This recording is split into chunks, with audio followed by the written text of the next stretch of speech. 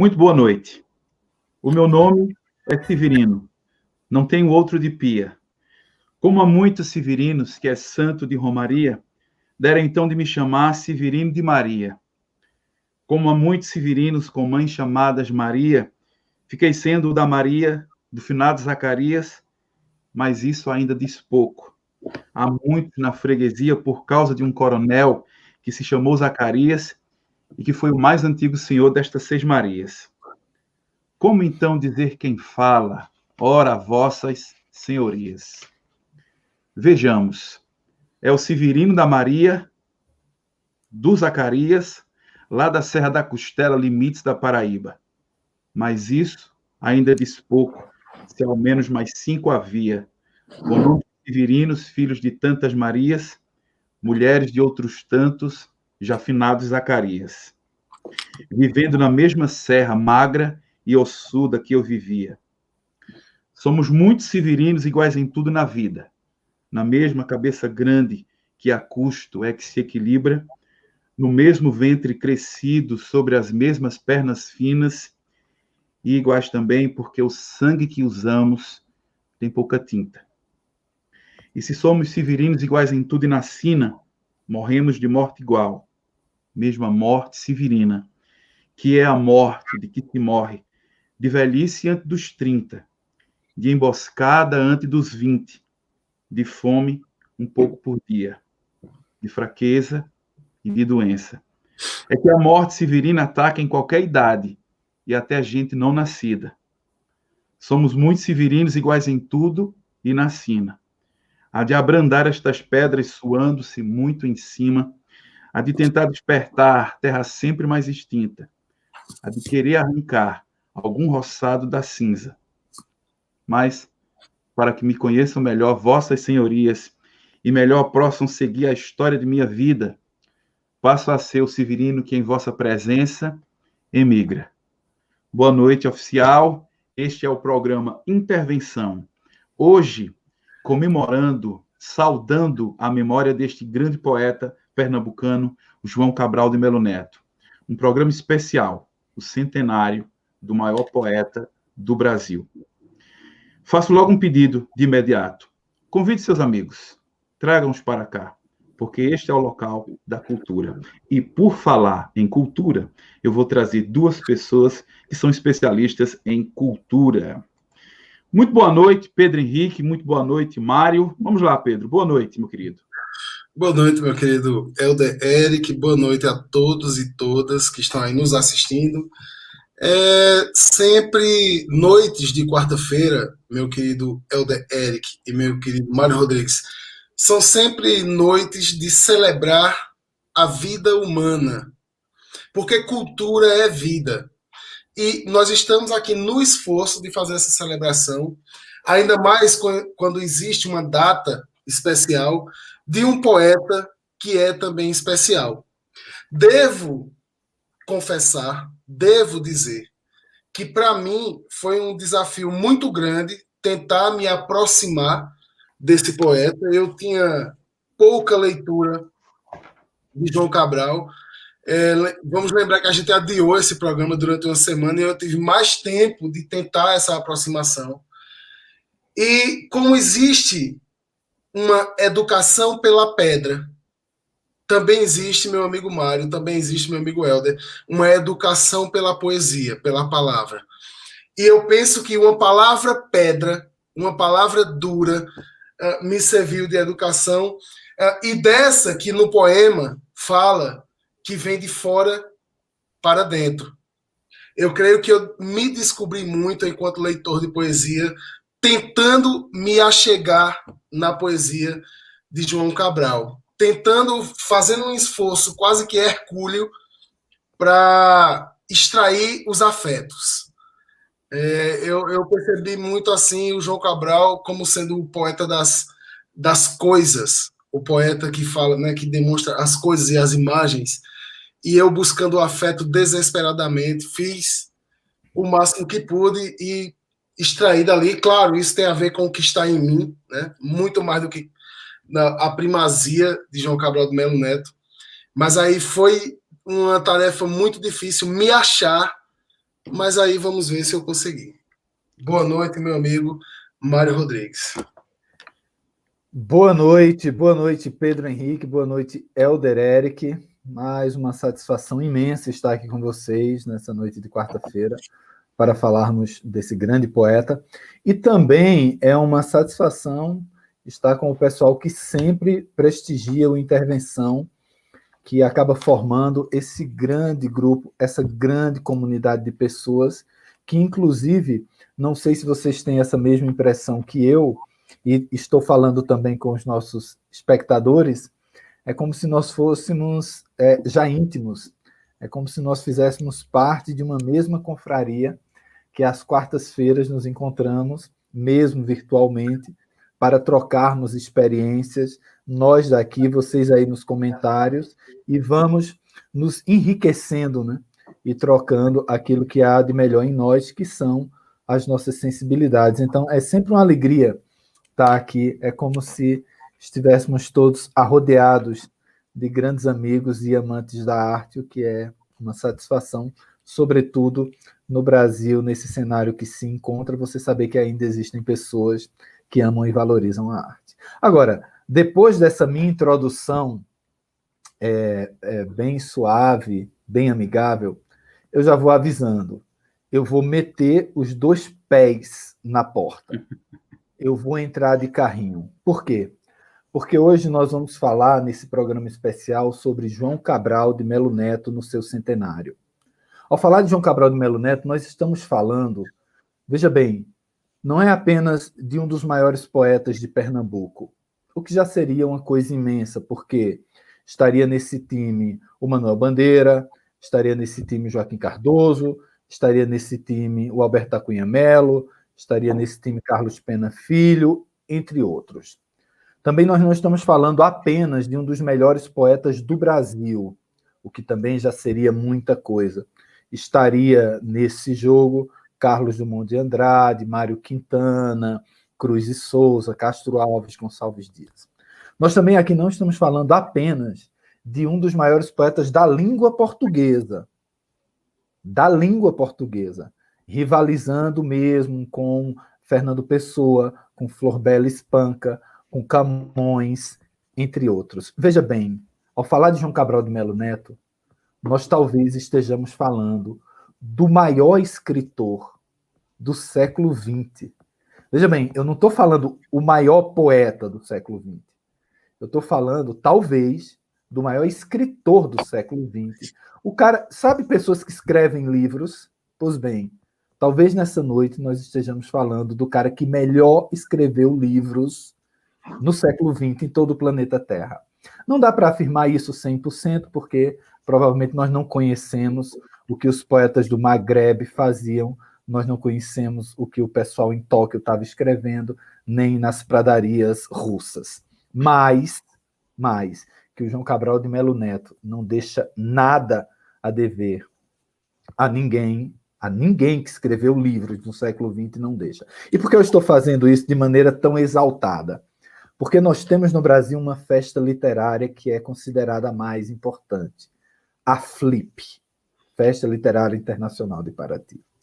Aí no ano, veja bem, no ano do centenário de João Cabral de Melo Neto, ele não é o autor homenageado desta festa.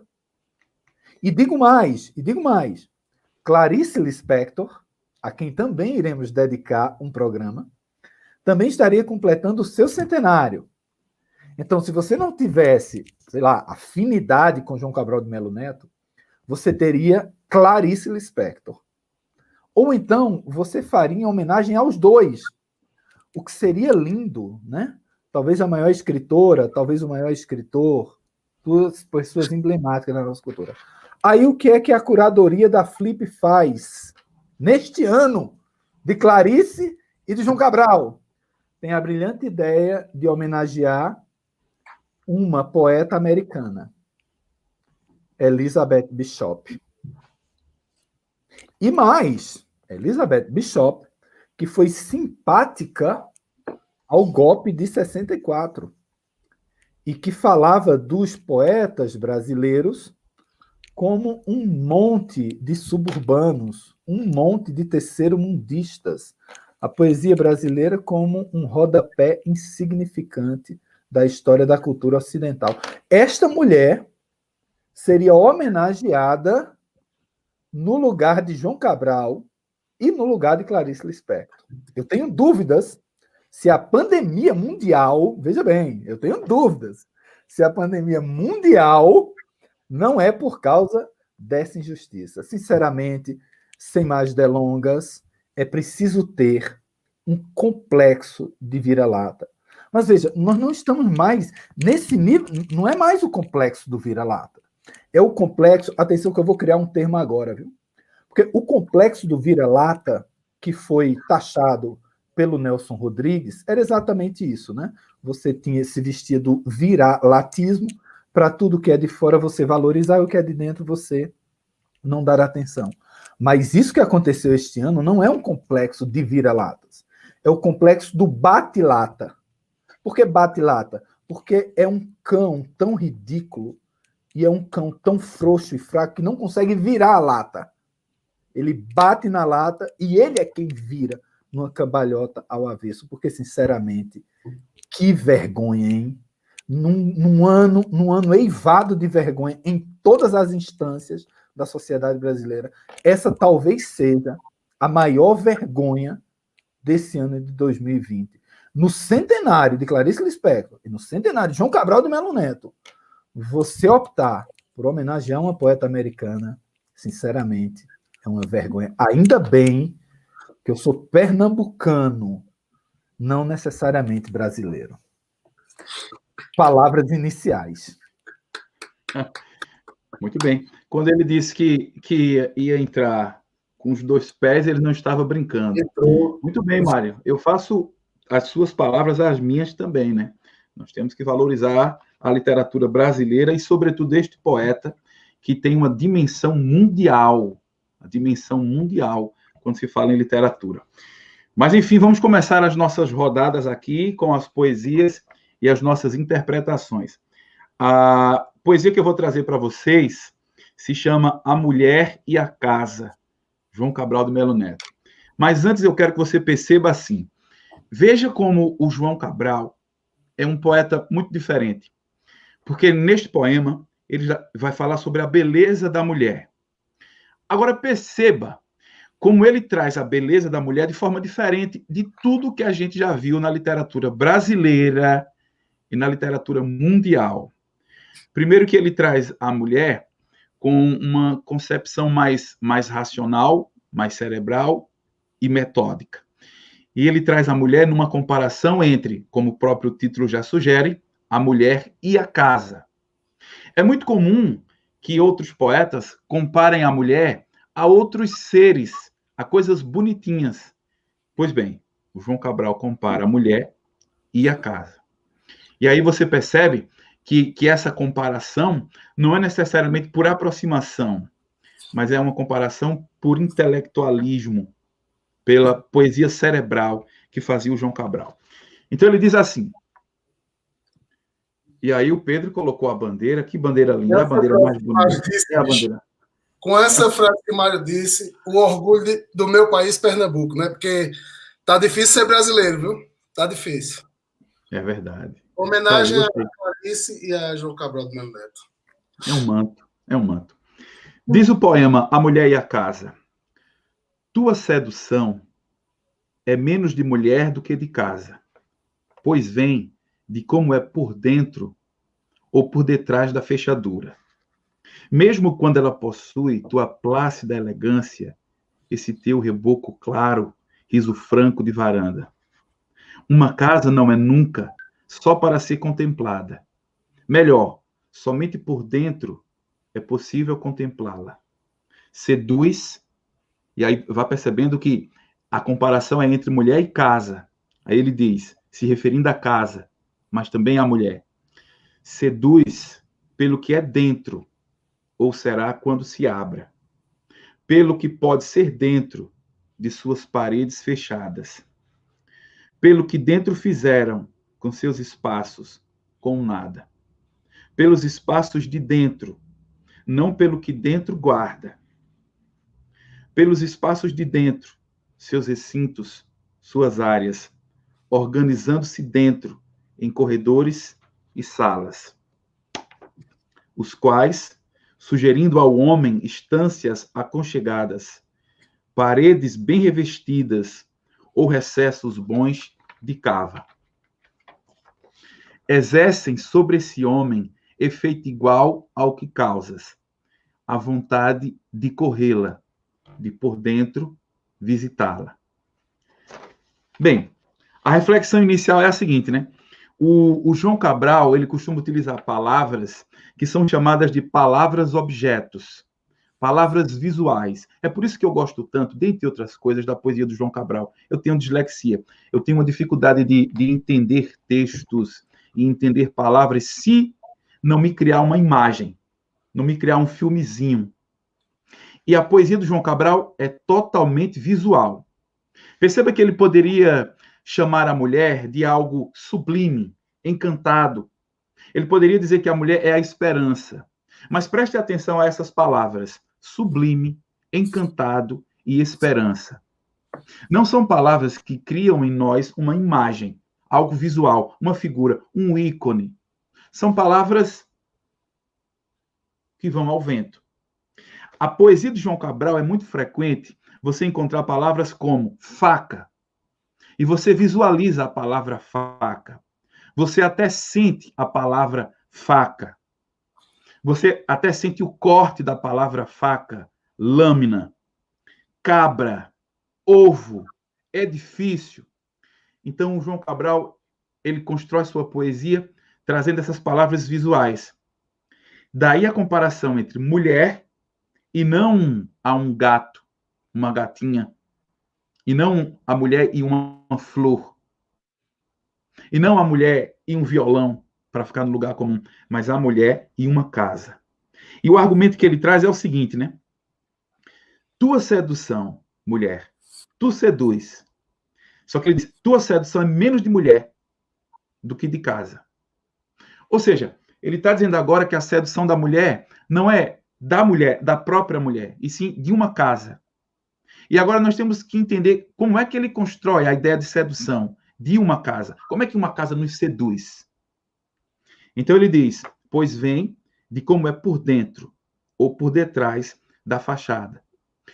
Nos querendo dizer que a sedução da mulher não é apenas essa sedução por fora, talvez desse corpo escultural, ancas, seios, pernas, lábios. Ele diz que isso é uma fachada. E ele constrói a poesia. E há outro momento em que ele diz que a elegância dela, porque ela pode ter a elegância, mas ele diz que, da mulher, a elegância é um reboco. Ou seja, assim como muitas vezes a elegância de uma casa, a beleza de uma casa, quando a vemos, é o reboco, é a cerâmica. Então ele diz que isso é reboco. A maquiagem é reboco. E mais à frente ele diz, como é que a casa seduz? Nessa comparação entre mulher e casa. Como a casa seduz? Diz ele, a casa seduz pelo que é dentro. Porque fora, ele já disse, a casa é uma fachada. A sedução da casa mesmo é o dentro da casa. Você pode achar a casa bonita, mas só bonita por fora? Você não contempla uma casa somente por fora, e sim por dentro, habitando-a. Seduz pelo que é dentro. Ou será quando se abra. E agora a poesia passa a ter uma conotação sensual, passa a ter uma conotação erótica. Porque agora ele não está mais comparando a mulher apenas à beleza escultural do lado de fora. Mas ele está falando agora do lado de dentro, internamente. A poesia agora ganha uma conotação erótica, porque ele está falando em penetrar a casa. Só que a casa também é a mulher. Então ele está falando em penetrar a mulher e a casa. Agora perceba que, mesmo sendo uma poesia agora com uma conotação erótica, você percebe que um erótico é um erótico muito racional, muito elegante, muito poético. Seduz pelo que é dentro. Ou será quando se abra. A porta aberta. ou o sexo da mulher exposto, aberto, para a entrada, para a penetração. Pelo que pode ser dentro de suas paredes fechadas. E mais à frente ele diz sobre a casa, as quais, sugerindo ao homem instâncias de aconchego. O homem a chegar a esta casa e se aconchegar, e está dentro para o descanso. Paredes bem revestidas, ou recessos bons de cavas. De cavas, de cavar. De cavar, de penetrar. Penetrar nesta casa. Ou penetrar nesta mulher. Amar esta mulher. E outra coisa bonita do poema, né? É que a casa é abrigo. Casa é morada. Mas o corpo também é abrigo, porque o seu primeiro corpo de morada, sua primeira morada foi o corpo de sua mãe, o útero de sua mãe. E nós saímos deste útero e depois voltamos. E voltamos agora, no sentido do homem, o homem volta depois para entrar de novo nesta casa, ou penetrar de novo nesta casa, para fazer outro ser que irá morar de novo nesta casa, útero, e que de novo sairá desta casa e irá crescer e voltará a esta casa de novo para penetrá-la, para fazer amor, para gerar a vida.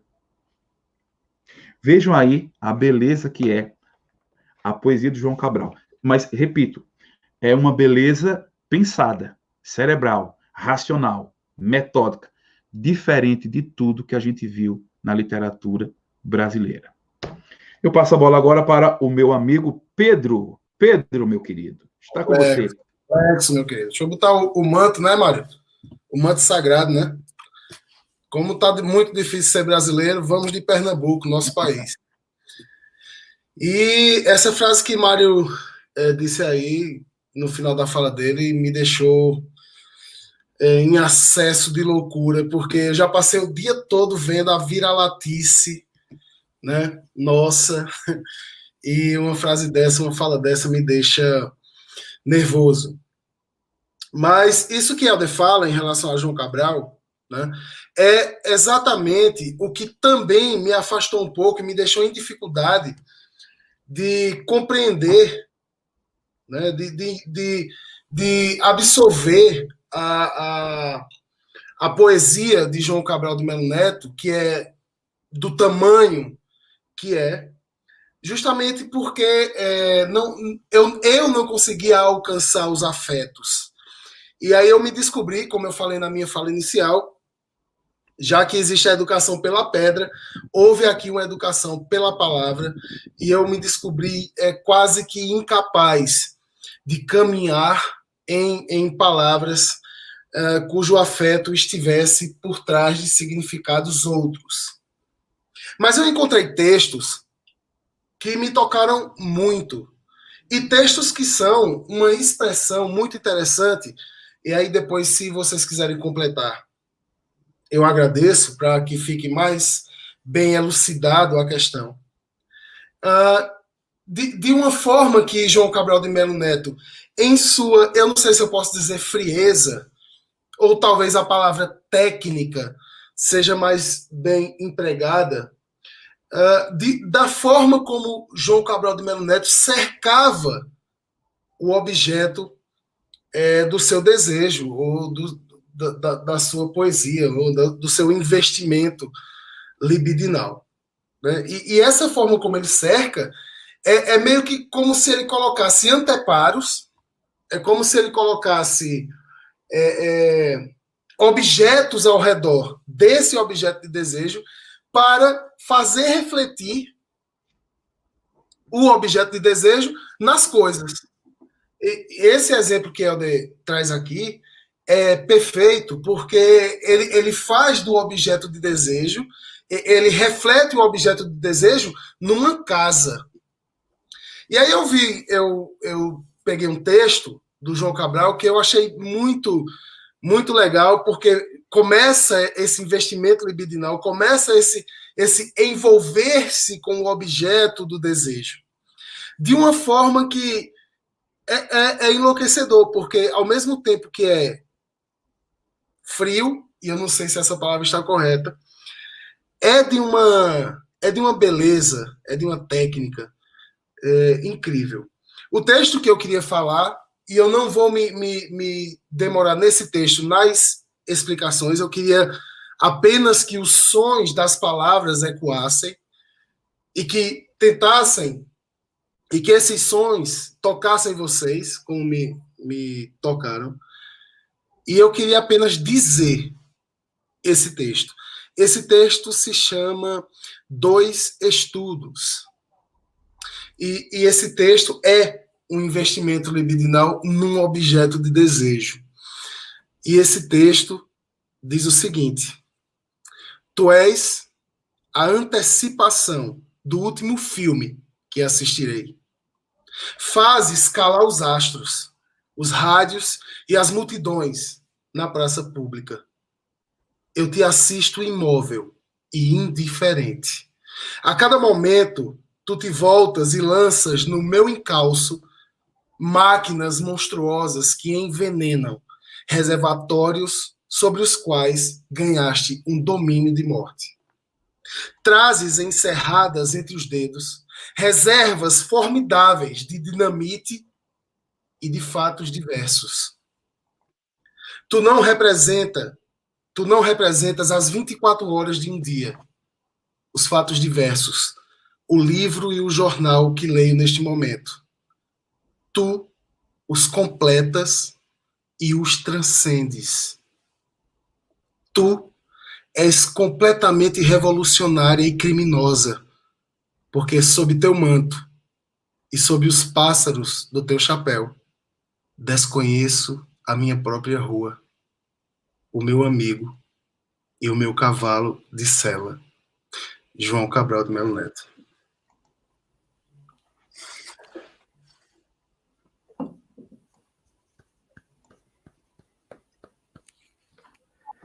Muito bem, meus queridos. 2 belíssimos poemas e, por coincidência, não são dos poemas mais conhecidos, não é? De João Cabral de Melo Neto. São dos poemas raros, porém também de raríssima beleza. Eu, todavia, fiquei com um poema mais famoso. Na verdade, fiquei com um dos clássicos de João Cabral de Melo Neto, que se chama O Cão Sem Plumas. Mas foi interessante ficar com esse texto pelo seguinte: hoje um aluno me pediu um conselho na sala de aula. Ele não, né? Um amigo dele. Entendeu, Pedro? Sim. Ele não, um amigo dele estava interessado numa garota e tal, e aí pediu um conselho sobre o que fazer, né, dentro dessas circunstâncias. E o conselho que eu dei a ele, curiosamente, vai ser o conselho que eu vou dar agora a mim mesmo e a todos nós, no que diz respeito a João Cabral de Melo Neto. Existe, na verdade, um grande folclore acerca do João Cabral, que ele é um poeta, né, impossível de adentrar, ele é um poeta muito seco, ele é um poeta que você não consegue dialogar. E, na verdade, quando você vai ao texto, você percebe que não é nada disso. Você percebe que existe uma beleza acessível ao leitor. E não precisa ser um leitor expert ou excepcional, não. A beleza está ali. Você precisa apenas ter a disposição de se abrir a esta beleza. Eu vou provar isso com o poema do Cão Sem Plumas. É um poema longo, né, dividido em várias partes. Eu vou ler apenas a segunda parte desse poema, que se chama Paisagem do Capibaribe. Então, como todo mundo sabe, esse poema Cão Sem Plumas é um poema sobre o rio Capibaribe. A metáfora que o João Cabral de Melo Neto usa para o rio é exatamente o cão sem pluma. Aquele rio era como um cão sem plumas. E ao falar do rio, ele fala também das pessoas que vivem ao redor do rio ou à beira do rio, os ribeirinhos. Então, esse é o mote geral do poema. Mas aí eu vou ler com vocês a segunda parte desse poema. E note, Eu vou apenas ler. E eu tenho certeza, mas eu tenho certeza absoluta, que só de ouvirmos a leitura, todos nós entenderemos, todos nós nos emocionaremos e todos nós iremos dialogar com o João Cabral. É necessário apenas estar aberto, disposto, despido dos preconceitos, para que haja o encantamento, seja um encantamento romântico ou encantamento poético. Vejam se não é. Eu vou ler na íntegra esse segundo trecho, depois a gente comenta algo que eu julgo interessante. Entre a paisagem, o rio fluía como uma espada de líquido espesso, como um cão humilde e espesso. Entre a paisagem fluía de homens plantados na lama, de casas de lama, plantadas em ilhas coaguladas na lama. Paisagem de anfíbios de lama e lama. Como o rio, aqueles homens são como cães sem plumas.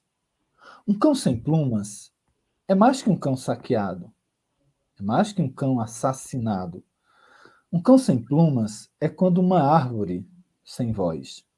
É quando um pássaro, suas raízes no ar.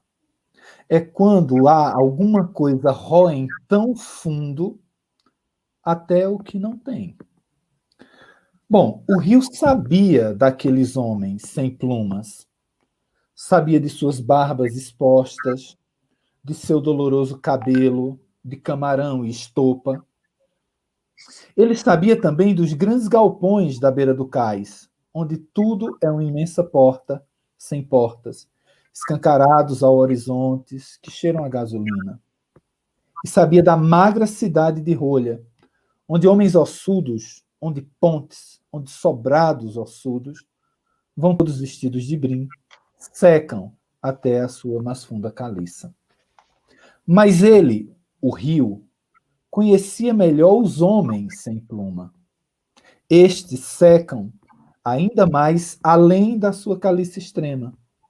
Secam ainda mais além de sua palha. Secam mais além da palha do seu chapéu. Mais além até da camisa que eles não têm.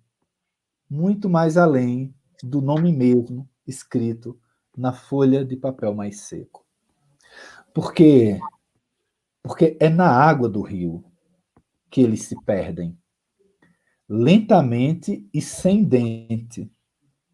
Ali se perdem, como uma agulha não se perde.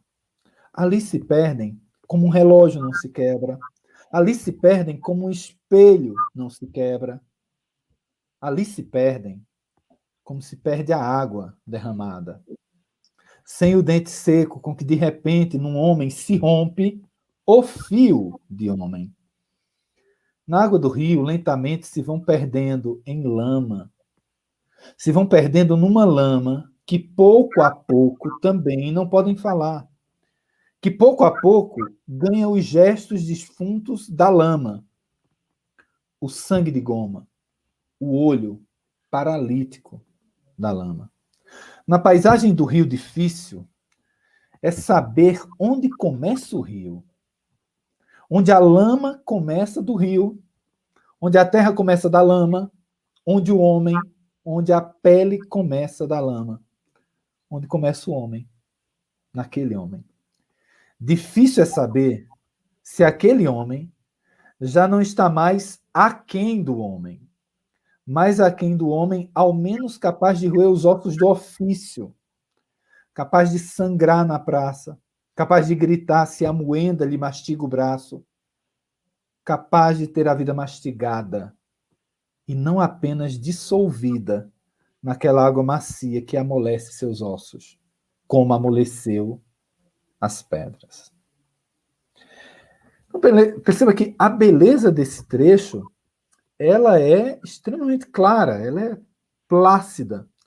O poeta, ele está, sim, com uma sensibilidade social de poucos, mas ele está retratando o homem à margem desse rio. E assim como o rio é um rio sem plumas, um cão sem plumas, os ribeirinhos catando caranguejo ao longo desse rio, na lama, também são homens sem plumas. E aí cabe apenas decodificar essa metáfora mor, que é o cão sem plumas. É óbvio que você pode ser óbvio, perdão da redundância, você pode ser direto, você pode ser superficial. O cão sem plumas, aí o que são plumas? São penas. Então você pensa, o cão sem plumas é o cão sem penas, porque perdeu aquele caráter, digamos assim, alegórico de um pássaro, etc. Mas vamos mais a fundo.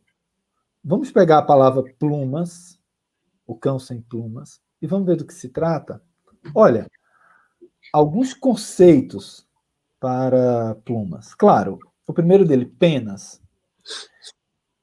Mas você sabia que a pena, além de revestir um corpo de um pássaro, a pena ela é usada como caneta na antiguidade, para escrever. O cão sem plumas é o cão sem a possibilidade de expressão. De maneira que aquele rio é um rio que luta pela possibilidade de se exprimir e não consegue. E aqueles homens ao redor do rio lutam por essa possibilidade e não conseguem. Mas tem mais. Sabe o que significa pluma? É um algodão sem caroço. Um algodão sem caroço. Algo sem a essência. Algo sem a profundidade. O rio, ele nos aparece numa primeira instância e ele precisa ser decodificado. Ele precisa ser encontrado no seu caroço. Mas ele é sem isso. Ele é sem pluma. Mas não é nenhuma dessas chaves que eu uso para ler esse poema. Eu uso para ler esse poema outra chave. Plumas. Plumas. Na cultura espanhola, tem a ver com o divino. E vocês sabem que o João Cabral de Melo Neto ele tem uma ligação muito forte com a Espanha. Ele foi diplomata na Espanha durante muito tempo. E aí você pensa, olha, o cão sem plumas. Inclusive tem até definições, tá? A pluma amarela significa uma coisa relacionada ao divino, a pluma preta outra, a pluma branca, etc. Então, o cão sem plumas, o cão sem o caráter divino, o cão sem o caráter etéreo, o cão sem o caráter superior. E se você não tem isso, o auge, você tem a lama, que é o nadir, que é o mais baixo. Aquele rio era um cão sem plumas, porque aquele rio estava totalmente desprovido, despido do divino, do etéreo, do superior.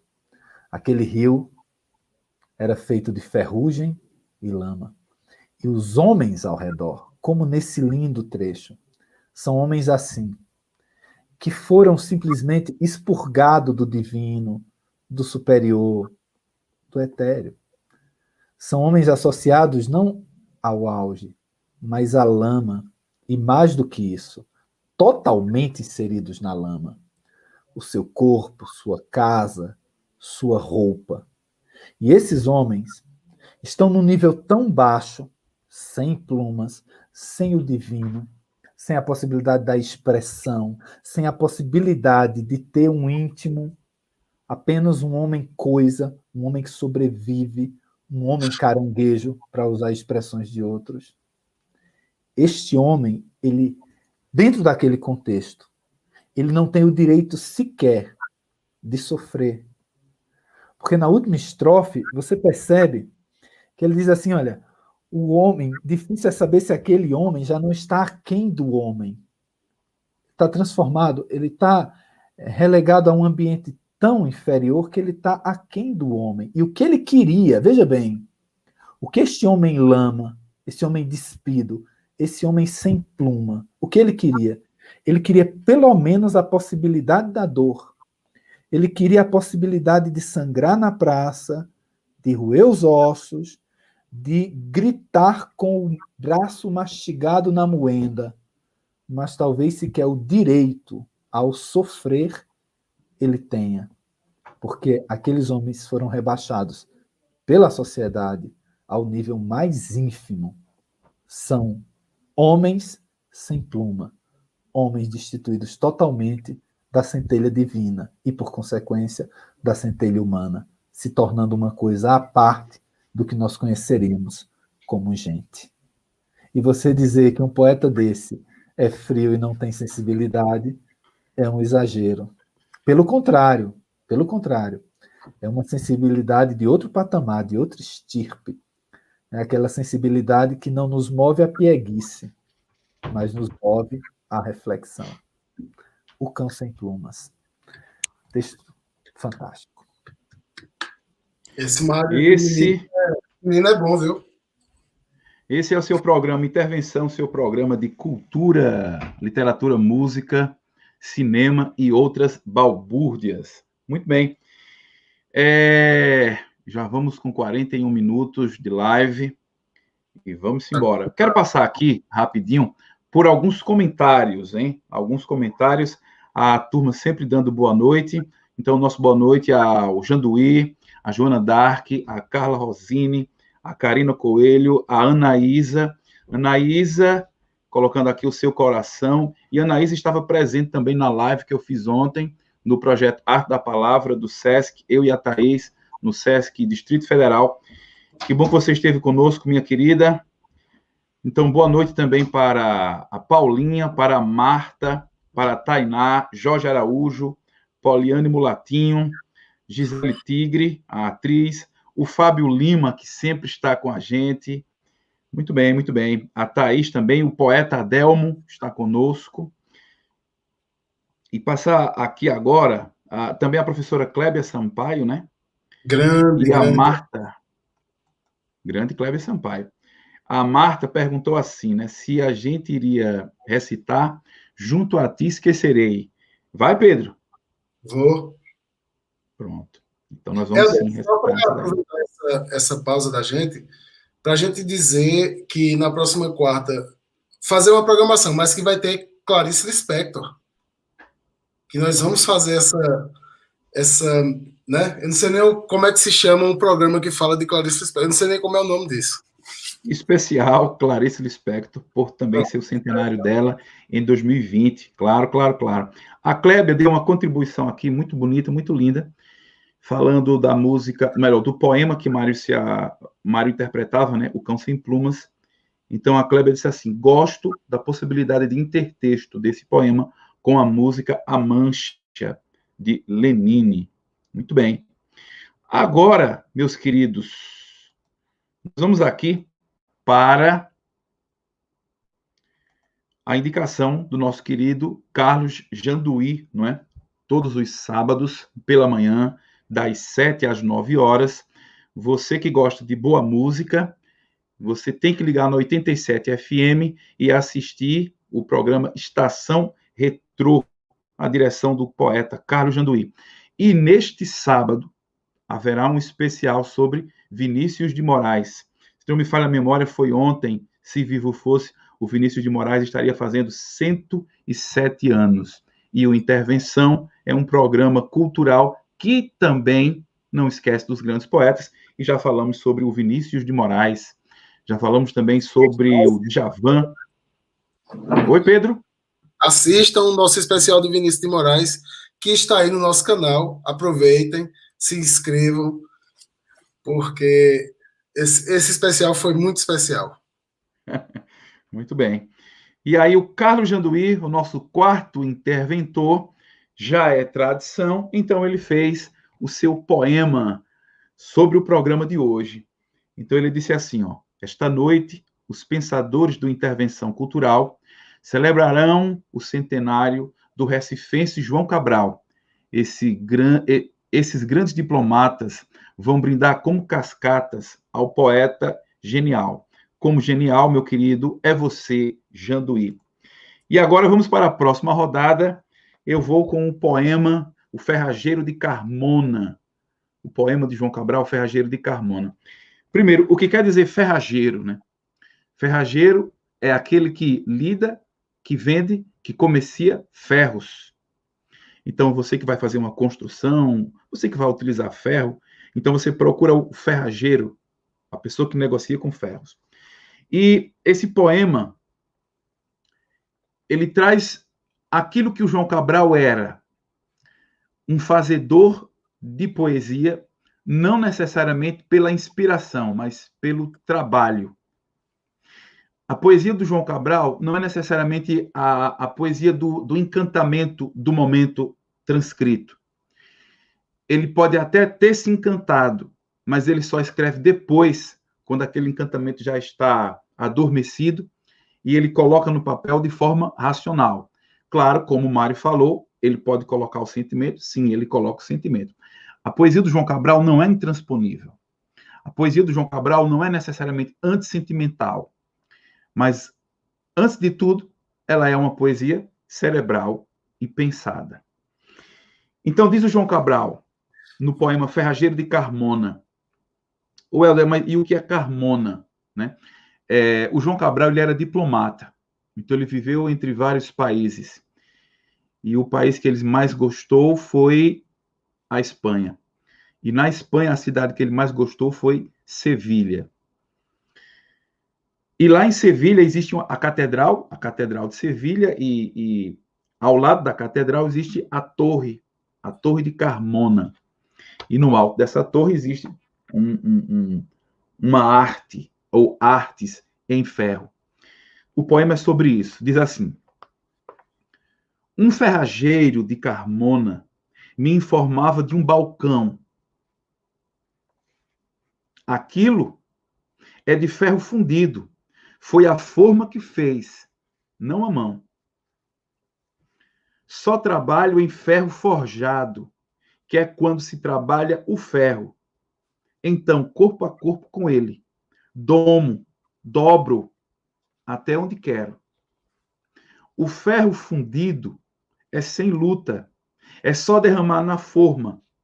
Não há nele aquela quebra de braço. E o cara a cara de uma forja. Existe grande diferença do ferro forjado ao ferro fundido. É uma distância tão enorme que não se mede a gritos. Conhece a Giralda em Sevilha? De certo subiu lá em cima. Reparou nas flores de ferro dos 4 jarros da esquina? Pois aquilo é ferro forjado, flores criadas numa outra língua. Nada tem das flores, das formas moldadas pelas campinas. Dou-lhe aqui, agora uma espécie de conselho, dou-lhe aqui humilde receita ao Senhor, a quem dizem poetas. O ferro deve fundir-se. Aliás, o ferro não deve fundir-se, nem deve a voz ter diarreia. Forjar, domar o ferro à força.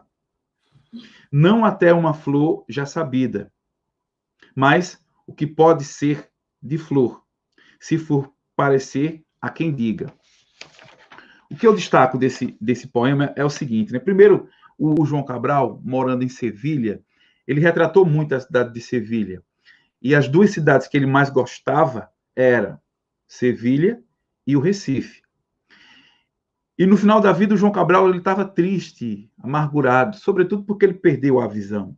Ele já estava cego. Então, ele dizia que uma vez cego não tinha como escrever. Não tinha como escrever, aí você pergunta, mas ele poderia ditar, já que ele estava cego. Mas para um poeta que trabalha com a linguagem, mexendo para lá e para cá, não funcionava. Então, ele estava triste na velhice por estar cego e por estar morando no Rio, por uma série de circunstâncias. Ele estava morando no Rio, longe das cidades que tanto amavam, que era o Recife, onde nasceu, e que era Sevilha. E ele faz 2 livros sobre Sevilha, né? Sevilha Andando e Andando Sevilha. Aliás, e tem uma coisa interessante, eu coloquei no grupo para os meninos verem uma foto. Há um livro de João Cabral chamado Crimina Cali Relator. Crimina Cali Relator. É um livro de 87. Em 87, o Drummond falecia, né, em 87. E em 87 também falecia um escritor chamado Luiz Jardim, aqui de Garanhuns, Pernambuco. O grande escritor de Garanhuns, Luiz Jardim, que até chegou a ser comparado, enfim, a Machado de Assis, e venceu em um concurso o Guimarães Rosa, para você ver a qualidade do Luiz Jardim. E o João Cabral dedica esse livro ao Luiz Jardim, Crimina Cali Relator, né? Bem, muito bem. E em 87 o Luiz Jardim também iria falecer. Mas e esse poema, Ferrageiro de Carmona, né? Então ele diz assim, né? A ideia é que as metáforas, elas se referem à ideia da luta. Tem o ferro fundido e tem o ferro forjado. O ferro fundido é fácil. O ferro fundido é dócil. O ferro fundido é adestrado. Dá a pata, a mão, senta, deita. O ferro forjado exige uma força, exige uma luta, uma labuta, uma insistência. Assim como é na vida, né? Tem aquelas pessoas que o que conseguem com muita luta, como se estivesse lidando com ferro, forjando, domando. Às vezes a vida quer que você vá por um caminho e você insiste em ir por outro. Você insiste em seguir seus sonhos. Você não se deixa ser fundido pela vida. Você resiste. Então o poema também é sobre isso, né? Tem aquelas pessoas que conseguem tudo, que tudo é fácil na vida, e tem aquelas que são forjados, que trabalham e que lutam. E aí eu me lembro de um período muito difícil de minha vida. Foi o ano de 2011 para 2012. É um ano em que eu trabalhava os 3 horários e trabalhava em 3 locais, 3 instituições, melhor, 4 instituições de ensinos, 2 cursinhos e 2 escolas, sendo uma em uma outra cidade. Foi um corre-corre, foi um sacrifício. Foi o pior ano de minha vida, sobretudo na questão física. Por pouco eu não batia as botas. Trabalhava muito, saía de casa 6h30 e às vezes voltava 11 horas. E eu fiz tudo aquilo, dentre outras coisas, para dar um conforto à minha família, mas também para comprar um carro. Porque já há muito tempo que eu vinha andando a pé, ou que eu vinha gastando muito dinheiro com mototáxi, porque ninguém podia andar só de táxi, carro, táxi, e não tinha Uber naquele tempo. E o mototáxi também era caro. Então eu disse, por que eu não tenho um carro? Por que eu não compro um carro? Então eu trabalhei aquele ano todo, aquele sacrifício todo, para comprar aquele carro. Eu não ganhei de presente. E aqui não é uma crítica a quem ganha de presente. Mas quem ganha, quem é presenteado, está nessa condição que o poeta fala aqui, do ferro fundido. Do ferro que tem uma forma embalada de presente. Mas sim, eu comprei aquele carro com muito sacrifício, muito suor. Então eu fui forjado, eu forjei, eu trabalhei, eu insisti. E outra passagem interessante desse poema é quando João Cabral dá uma espécie de receita para os jovens poetas, ou um conselho para jovens poetas. Aliás, nem para jovens, para os poetas. Sempre utilizando a metáfora do ferrageiro. Quando ele diz assim, ó, dou-lhe uma humilde receita. Ao senhor que dizem poeta, o ferro não deve fundir-se, nem deve a voz ter diarreia, nem deve o poema ter diarreia. O que é um poema com diarreia? É um poema com muitas palavras, é um poema verborrágico, é um poema que se derrama, é um poema meloso demais.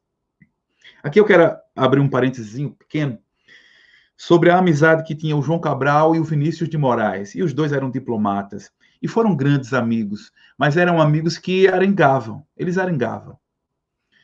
Amigos que arengam, existe.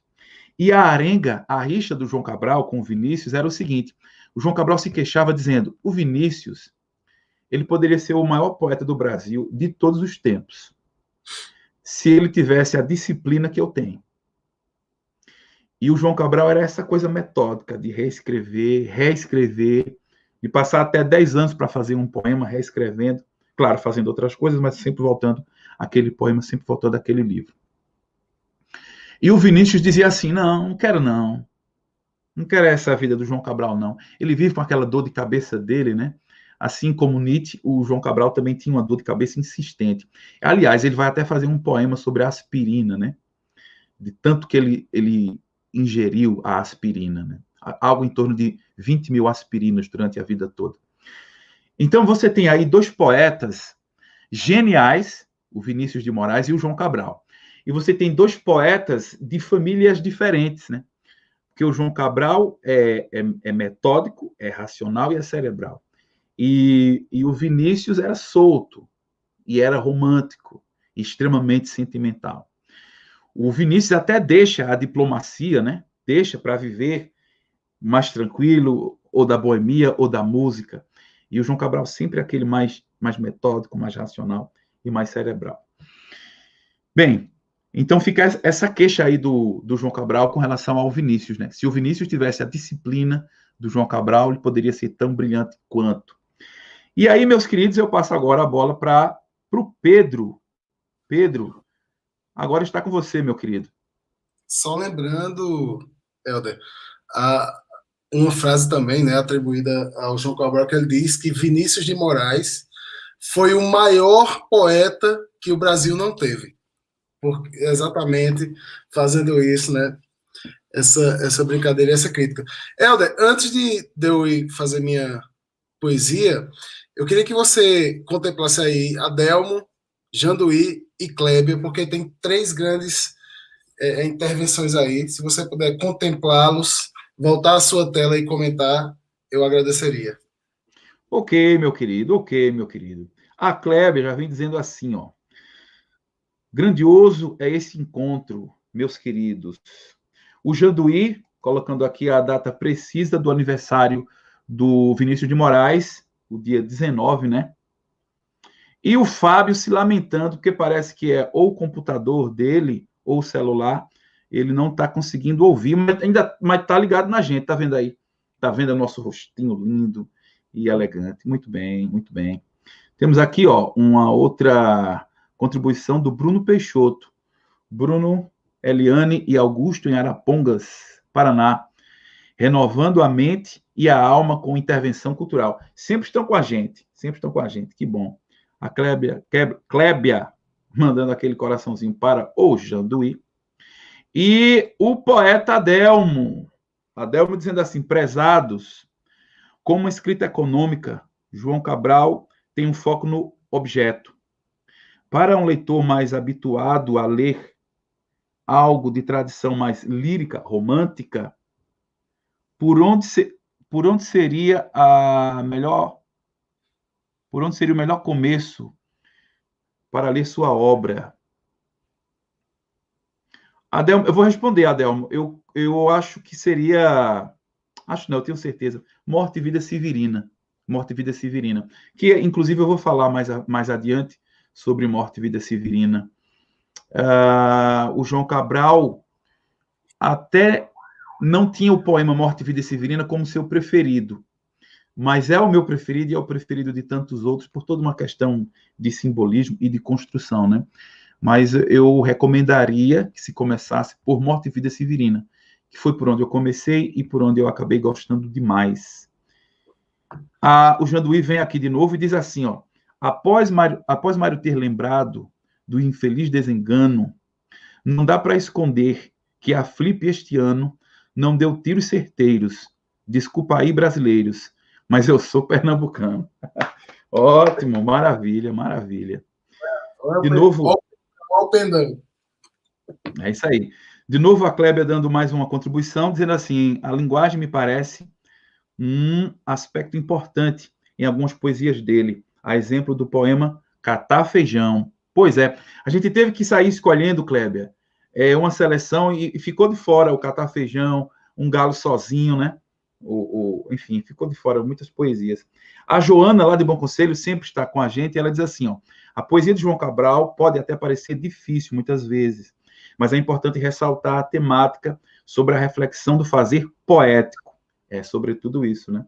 Ele pega uma temática e na poesia ele trabalha o tema na construção, né? A construção tem a ver com a temática. A Gisele Tigre dizendo assim, ó, magnífico papo. Ok, obrigado. Então, Pedro, agora, companheiro, está contigo.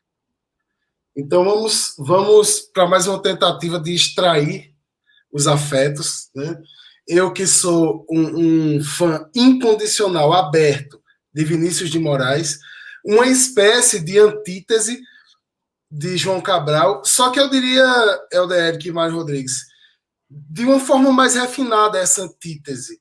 Eu diria que a antítese entre Vinícius de Moraes, o sentimento, e João Cabral de Melo Neto, a técnica, ela está muito mais para a mesma antítese que existe, por exemplo, entre Karl Marx, e Frederick e Hegel, né?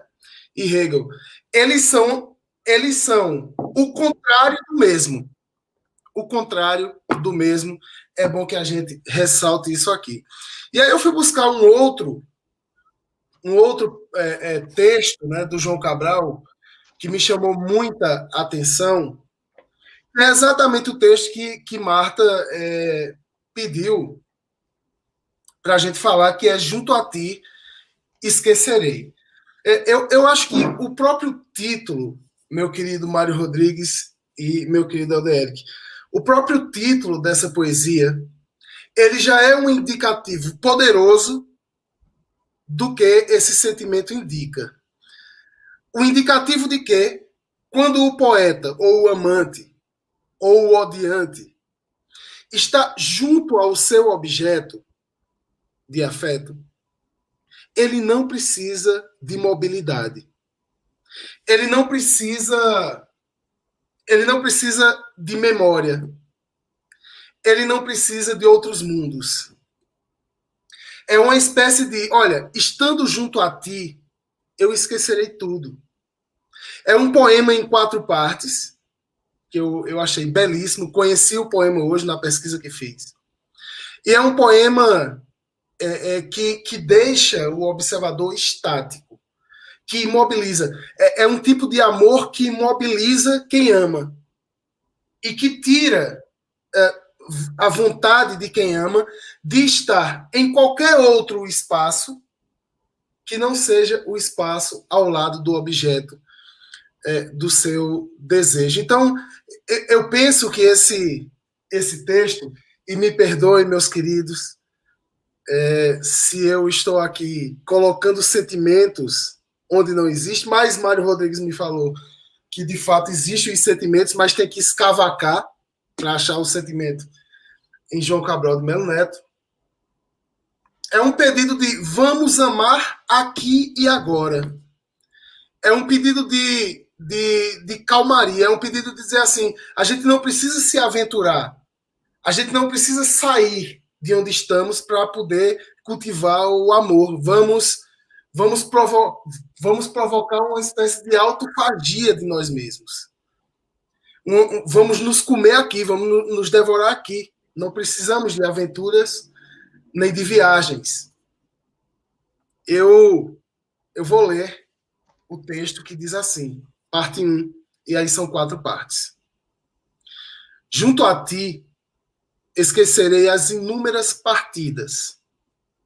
As cordas e as amarras nunca se quebraram, e talvez por isso eu permanecerei imóvel sob a tua influência.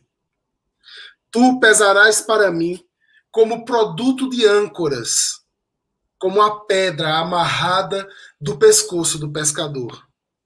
Os portos passarão a ser beira de cais. As terras longínquas nada mais me dizem. Quebrei a bússola para evitar a tentação. Tua presença é poderosa como urros na floresta. Sinto que extingues em mim a sombra dos navegadores.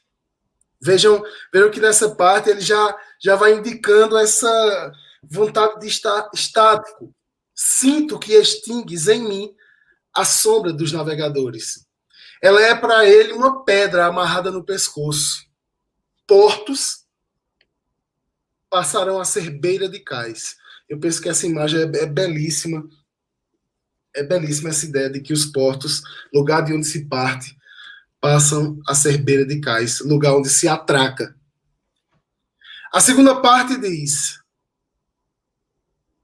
e aqui a gente a gente quebrando a poética, Mário Rodrigues e Elderic, para ser mais didático. Talvez essa seja a nossa intenção aqui. A segunda parte diz, a tua atitude te eleva para o alto. Vejo que cortaste definitivamente todas as amarras. Daqui eu adivinho os olhos dos homens perdidos no tempo, que nada descobrirão de ti. Deixa que os não poetas falem de tua beleza. Esses nunca compreenderão o que há em ti de sombra, de sementes germinando, de vozes de cavernas, nem ao menos que é o teu olhar que nos aproxima, que nos torna irmãos para o resto do tempo. Eu te reconheceria entre todas, porque tua presença eu a presinto. Deixa que tuas formas, eles a tomem pela essência. Esses te perderão ainda mais e nunca compreenderão tuas inúmeras sugestões que tu mesma desconheces. Esquecerei os teus convites de fuga. As coisas presentes serão absolutamente insignificantes. Sentir-me-ei em tua presença como o primeiro homem que se ia apoderando de todas as formas desconhecidas. Esquecerei todos os convites de fuga. Os portos serão para nós apenas as âncoras e as amarras. Nossos olhos não mais distinguirão caravelas e transatlânticos sobre o mar. Nossos ouvidos não mais perceberão o barulho das ondas, que são um chamamento constante. Então, leremos poetas bucólicos debaixo de uma árvore que deverá ser frondosa. Indefinidamente, rodaremos em torno dela como um carrossel. Indefinidamente estarás comigo. Isso é mais Vinícius de Moraes que qualquer outra coisa nesse mundo, meus queridos. É muito amor aqui, viu? E desejo de estar ali, sempre ali, e nunca mais sair dali.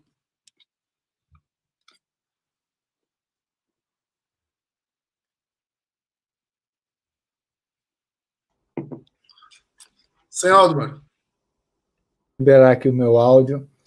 2 belíssimos poemas que vocês escolheram e analisaram tão brilhantemente. Parabéns, tá? Mas agora, antes de começar o próximo poema do João Cabral, eu quero citar, na verdade, uma poeta portuguesa, da qual eu gosto muito, chamada Matilde Campilho. Aí tem um poema chamado Fevereiro, que ela começa assim, né? Escute só.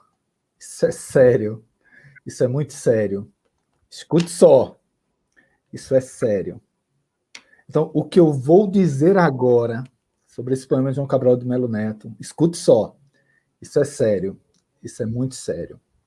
Eu fiquei com a missão difícil, mas ao mesmo tempo instigante, de falar um pouquinho sobre outro clássico do João Cabral de Melo Neto, Uma Faca Solâmina. Este poema que não é um poema, é um mundo. Esse poema é todo o universo. O Washington Oliveto é um publicitário muito famoso, né, do Brasil. Muito tempo atrás ele foi sequestrado e ficou no cárcere sequestrado um tempo. E aí, quando foi liberto, disseram, como foi que você fez para manter a sanidade mental lá no cárcere e tal?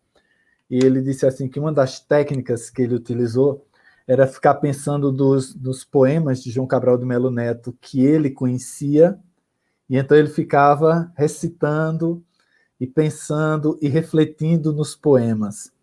E aquilo manteve a saúde mental dele durante o cárcere.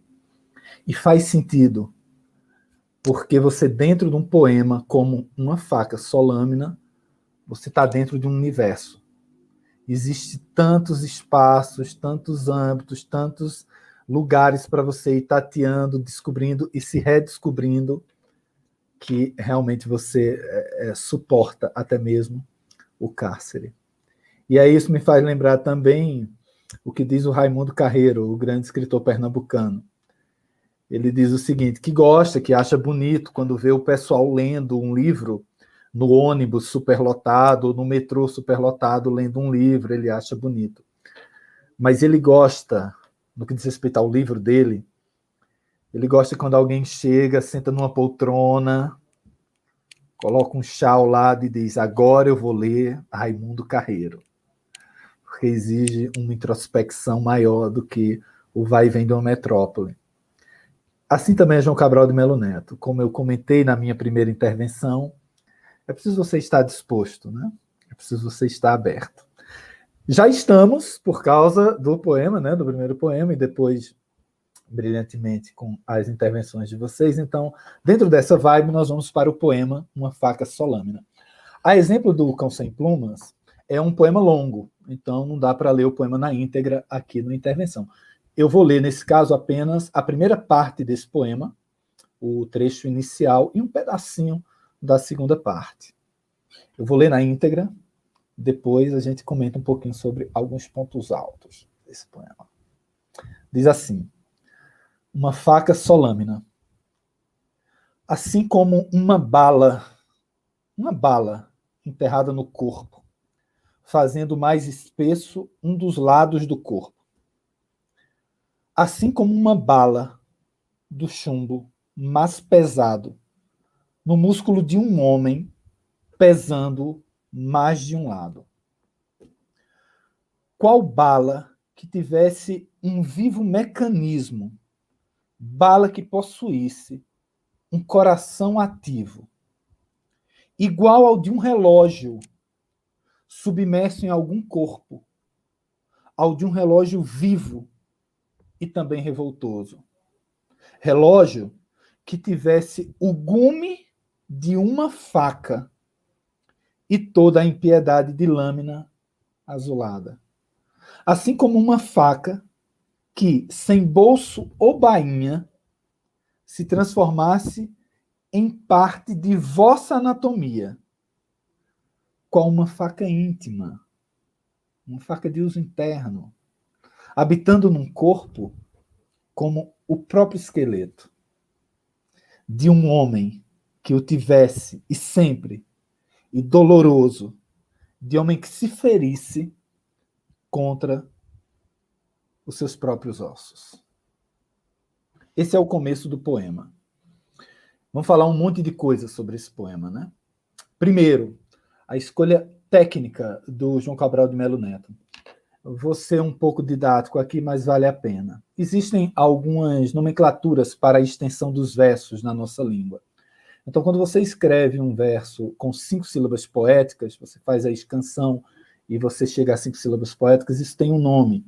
Se chama redondilha, redondilha menor. Quando você faz a escansão e o verso tem 7 sílabas poéticas, o nome disso é redondilha maior. De maneira que nós temos a redondilha menor e a redondilha maior. No meio, com 6 sílabas poéticas, você tem o hexassílabo. É o verso que fica ali no meio das duas redondilhas. As duas redondilhas, elas são feitas para serem cantadas mesmo, para serem recitadas. É um ritmo. Não é à toa que a maioria das cantigas infantis, elas são feitas em redondilha maior. Batatinha, quando nasce, esparrama pelo chão. Atirei um pau no gato, mas o gato não morreu. A barata diz que tem 7 saias de filó.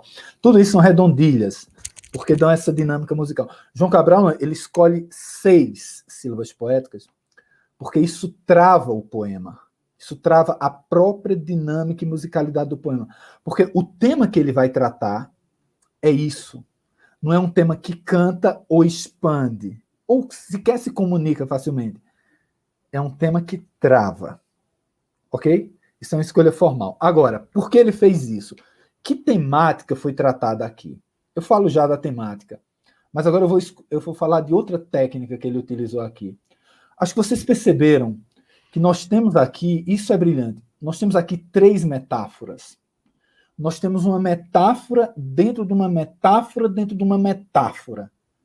É o que chamam de metáfora inhambine, engavetadas. Porque ele disse assim, ó, assim como uma bala, e ele fala da bala, né? Assim como uma bala. Então ele está comparando alguma coisa, que eu vou dizer já já o que ele está comparando com uma bala. E depois ele diz assim como o relógio, especificamente ele diz igual ao de um relógio. Então agora ele está comparando a bala, comparando agora ao relógio. E finalmente ele diz, né, que tivesse um gume de faca.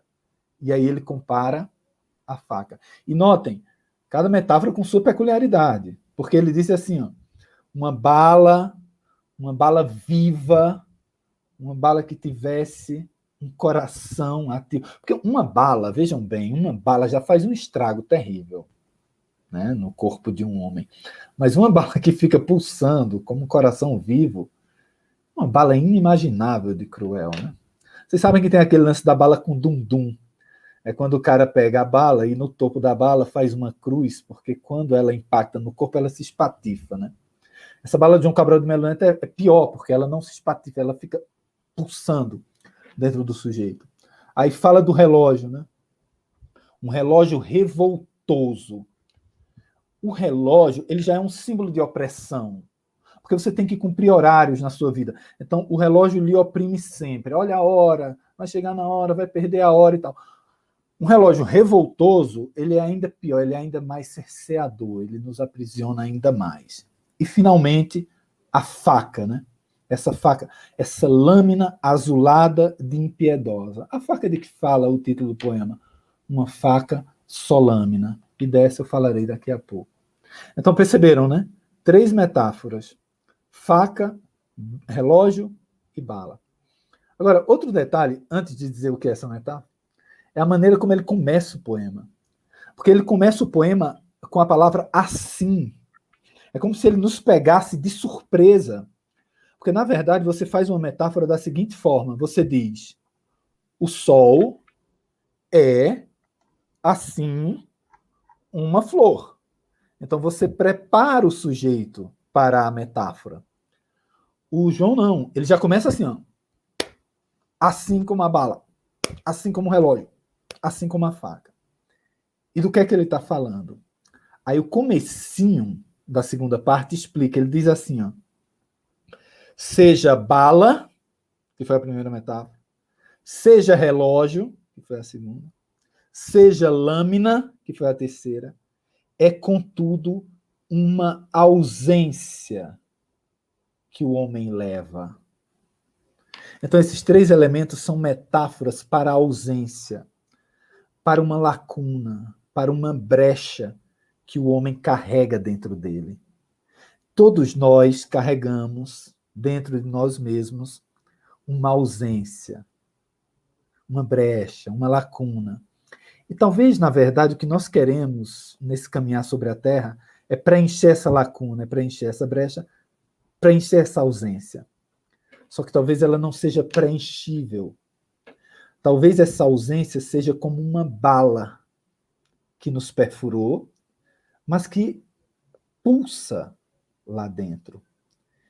E já que estamos falando aí, tentando associar o João Cabral a uma coisa romântica, uma ausência romântica é exatamente isso. Quem já se apaixonou e levou um fora, vai entender essa metáfora. Uma bala dentro de você, deixando o seu peito pesado e pulsando. Isso é ausência. Sabe o que é ausência? A ausência é um relógio revoltoso. Vamos sair do âmbito romântico, vamos pensar na ausência da morte. Pense no ente querido que você perdeu e veja se não é um relógio revoltoso dentro de você. Se você não lembra do tempo em que estavam juntos, se você não lembra do tempo que perdeu por não estar junto, se você não lembra do tempo que estava junto e desperdiçou com arengas e brigas, e essa ausência é um relógio revoltoso que lhe castiga. E aí nós chegamos ao sublime. O título da obra. Uma faca só lâmina. A faca, por natureza, ela já é um objeto muito sucinto, muito básico. Uma faca é uma lâmina e um cabo. Só. Mais nada. Agora você imagine tirar o cabo. fica a essência da essência. E uma faca só lâmina, porque veja bem, uma faca natural minha gente, isso é o brilhantismo acontecendo aos nossos olhos. Porque uma faca natural, ela não é só lâmina. Ela tem a lâmina, o gume, e ela tem o que nós chamamos de as costas da faca. E as costas da faca não ferem. Pode pegar uma faca e fazer assim na mão, não vai lhe ferir. Mas essa faca, ela não tem cabo e ela é só lâmina. Tanto que nós chamaríamos de corte é uma lâmina, como a própria lâmina. Tente manusear essa faca sem cabo, só lâmina. Você vai se ferir. Você vai sangrar. Isso é a ausência. Essa ausência que você carrega. Seja uma ausência romântica, uma ausência de um ente querido, seja uma ausência existencial. O que é que você vai fazer? Você vai sofrer com essa ausência. Porque isso é uma grande metáfora da vida. A vida é esse conjunto de ausências. E a vida nos faz sofrer. A vida nos faz procurar. E essa procura machuca. Machuca da seguinte forma, né? O homem que se ferisse contra os seus próprios ossos. Porque no mais íntimo do corpo, no seu osso, você carrega essa ausência. Essa lâmina, essa faca, que é somente lâmina. Viu só, Pedro Henrique? O que o poeta faz? Ele descarna a vida e mostra o essencial. Grande João Cabral de Melo Neto. Com você, Helder. Muito obrigado, professor, pela aula aí, viu? Grande, gigante João Cabral de Melo Neto, como também é gigante esse nosso programa, cada vez mais. A gente vai crescendo, vai melhorando, mas, como tudo que é bom, acaba, e nós estamos indo para a última rodada de poesia sobre João Cabral de Melo Neto, e eu vou falar sobre esse livro aqui, esse poema, né? Morte e Vida Severina. Primeiro, deixa eu só contar uma pequena história, né? Uai. O que é isso, Pedro? Eu fui elogiar lá e você veio só botar aqui. Vou contar uma pequena história. No ensino médio, eu estudava em escola de periferia, no João da Mata, aqui em Garanhuns, no bairro da Boa Vista. E o João da Mata tinha uma biblioteca farta. E eu fui lá, rapaz, e me apropriei da poesia completa de João Cabral de Melo Neto e de uma prosa, né? Tinha um livrinho fininho em prosa sobre os seminários que o João Cabral fazia, uma coisa ou outra. Bem fininho mesmo. O que me interessava mesmo era a poesia do João Cabral, 2 volumes com toda a poesia do João Cabral. Digo isso sem nenhum receio, sem medo nenhum, porque me fez gostar tanto do João Cabral de Melo Neto. Furtei, roubei. Quem nunca roubou um livro? Quem nunca pediu um livro emprestado e nunca devolveu? Não é? Muito bem. Só que aí me aconteceu algo terrível, porque um dos livros, foram 2 de poesia e um de prosa, um dos livros sumiu aqui de casa. Sumiu, e aí eu tive que acabar comprando aqui o do João Cabral, né? Ladrão que rouba ladrão tem 7 anos de perdão, né? Uma infelicidade. Mas vamos lá, então. Vamos lá. Sobre o livro Morte e Vida Severina, né? O João Cabral, ele alcançou um alto nível com esse poema, Morte e Vida Severina. Só que ele, enquanto poeta, ele não gostava. Assim, não é que ele não gostava. Ele não gostava do que se fez com o poema, né? Eu não sei se eu vou me fazer entender, mas quando você é artista e você faz algo que as pessoas gostam, você gosta. Poxa, gostam de mim. Que bom que gostam de mim. Só que aí o João Cabral fez esse livro em 1954 para 1955. De lá para cá ele fez outros grandes livros, mas só se referiam como grande livro A Morte e Vida Severina. Então ele tinha meio que... Não é uma raiva, né? Mas é uma espécie de angústia, né? Porque ele fez tanta coisa boa e só se lembravam do Morte e Vida Severina. O Mário mesmo trouxe aí o Cão Sem Pluma, Uma Faca Só Lâmina, né? E tem o Alto do Frade, Museu de Tudo, e outros grandes livros, mas a turma só falava do Morte e Vida Severina. Ainda falando sobre Vinícius, né? Quando Vinícius viu publicado, que leu o Morte e Vida Severina, disse: João, você fez o grande poema da literatura brasileira. E ele: que é isso, João? Esse poema aí é um poema simples, numa linguagem simples. E se você perceber, não é que a linguagem seja necessariamente simples, mas é uma linguagem até meio que musical, cantada, né? E o João Cabral do Melo Neto não gostava muito de música, a não ser a música flamenca e o frevo. Tirando isso, ele não gostava de música. Tanto é que o Chico Buarque, quando se fez a adaptação do Morte e Vida Severina, quando se adaptou para o teatro, foi o Chico que musicou. E o Chico estava com um medo terrível, porque ele sabia, o Chico era jovem, e sabia que um poeta já consagrado, João Cabral, não gostava de música, mas o João Cabral gostou. Muito bem. Então, o poema, como o Mário trouxe também, o poema Morte e Vida Severina, ele é longo, não dá para ler todo aqui, seria até bom.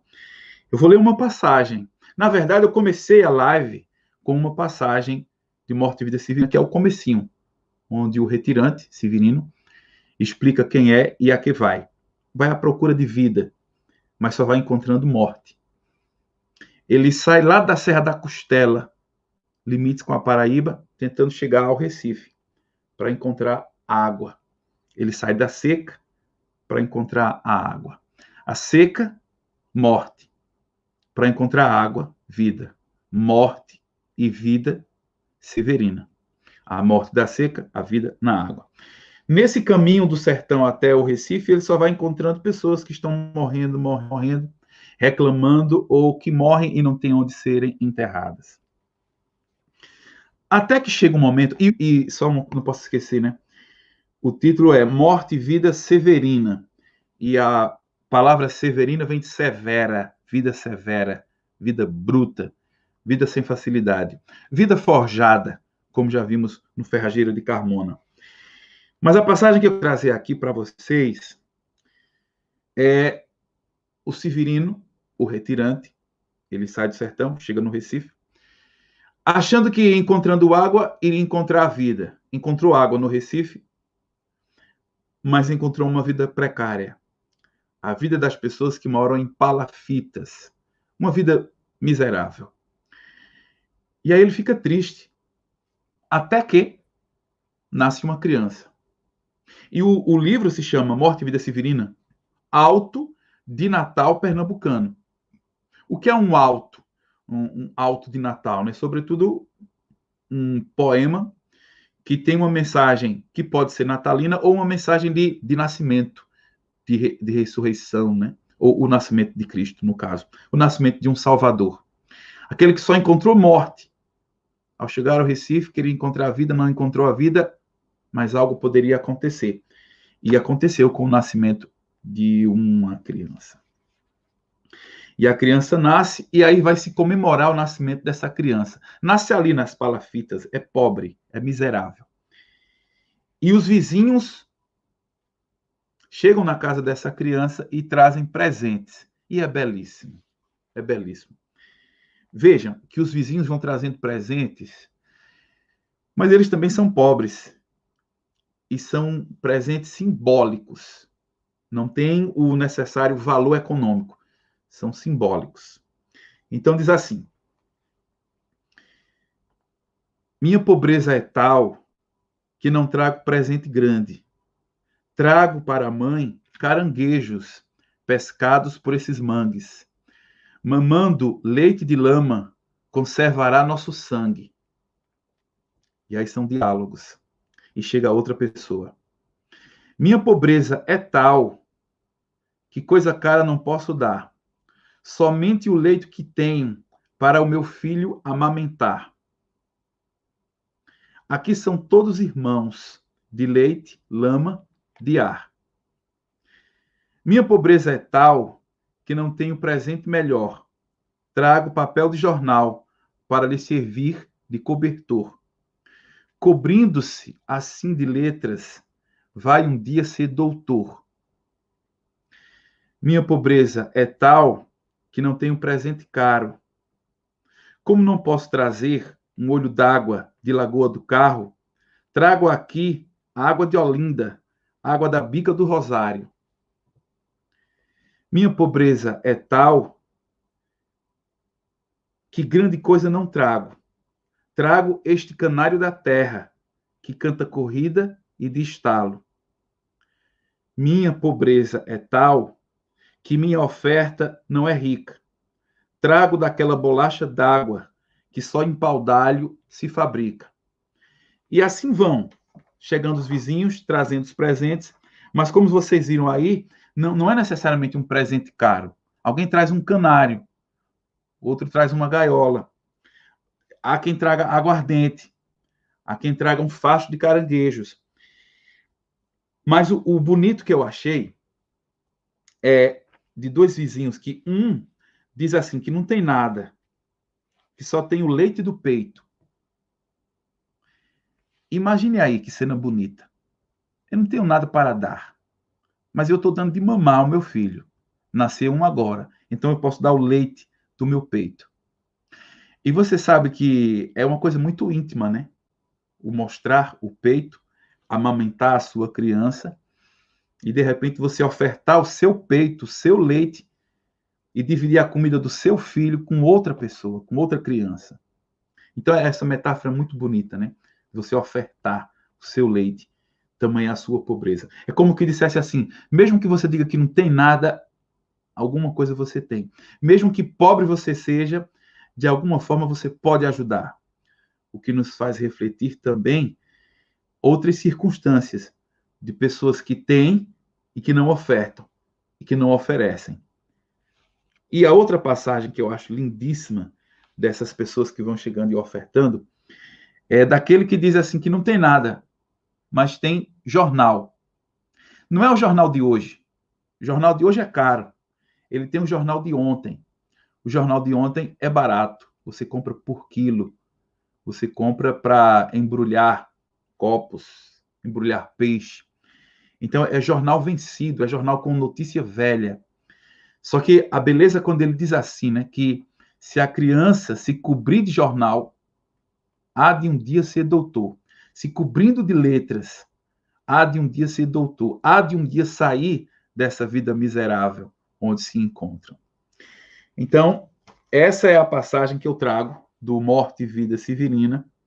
E agora eu passo para o nosso Pedro Henrique, para a sua última intervenção da noite. Muito bem. Deixa eu quero me posicionar aqui para deixar essa fala de Mário me deixou. Peraí, cadê? Para cá. Enfim,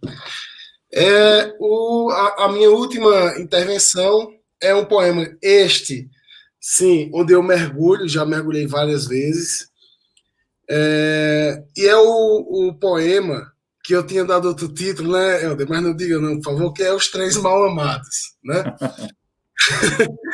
Então, eu acho interessante porque esse poema do João Cabral de Melo Neto, na verdade, é também um diálogo com um poema do Carlos Drummond de Andrade, que é o poema Quadrilha, né? Porque notem o título do poema. O poema se chama Os Três Mal-Amados. Então, quem seriam os três mal-amados? Para você descobrir quem são esses três mal-amados, você tem que ir ao poema do Drummond, Quadrilha. E olha o que o poema do Drummond diz. João é o primeiro, né?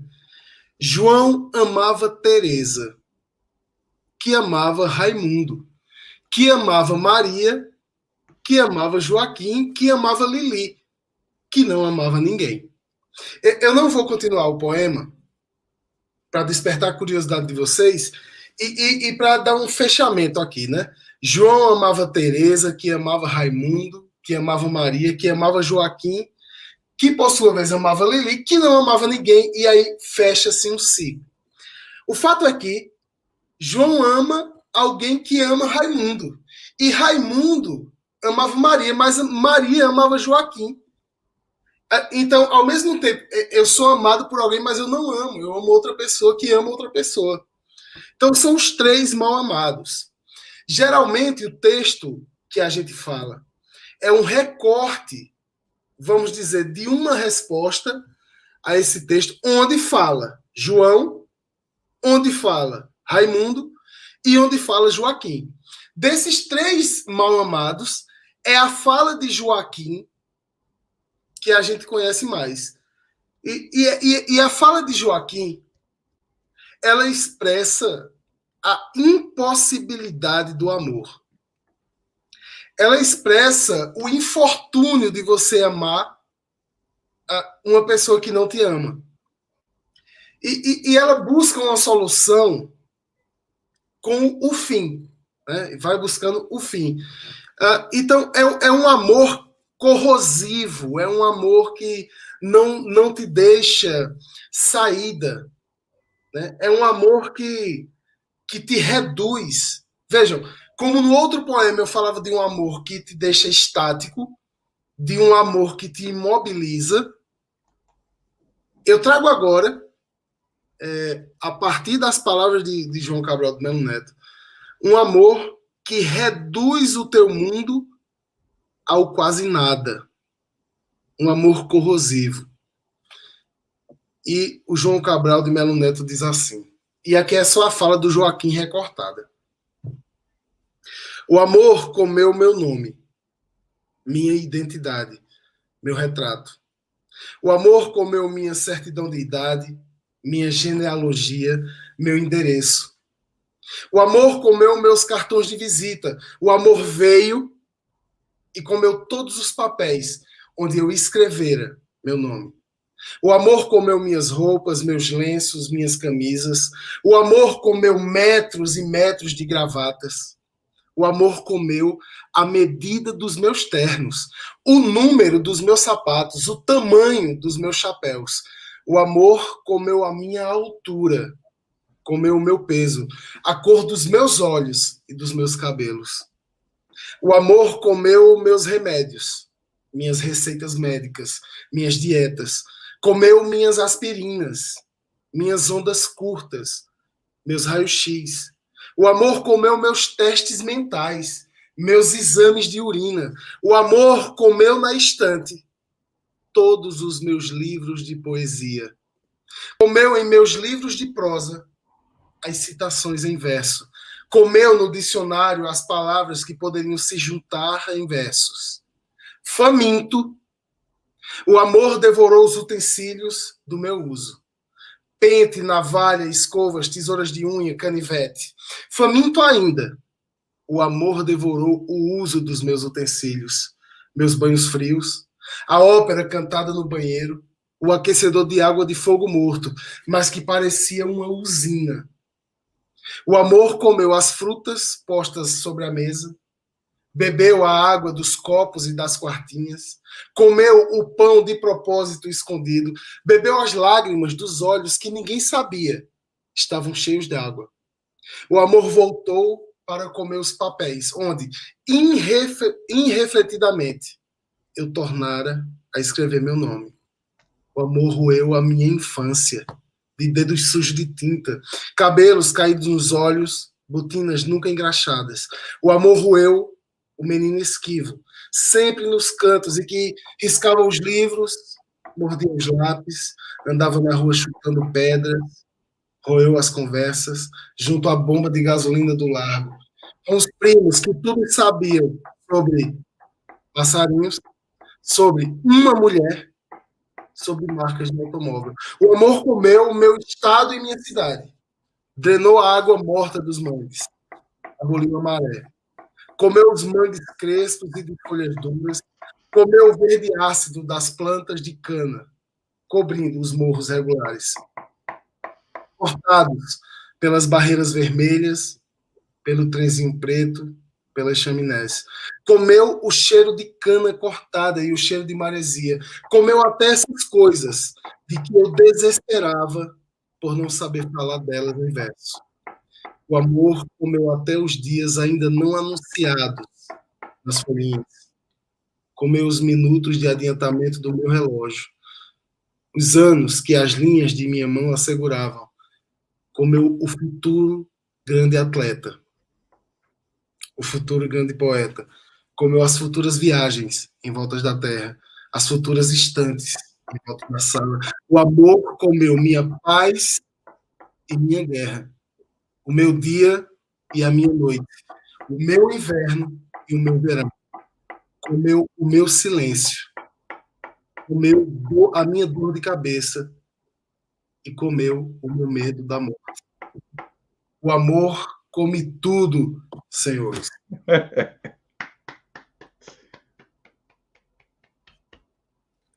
Maravilha, maravilha. Tá contigo, Mário.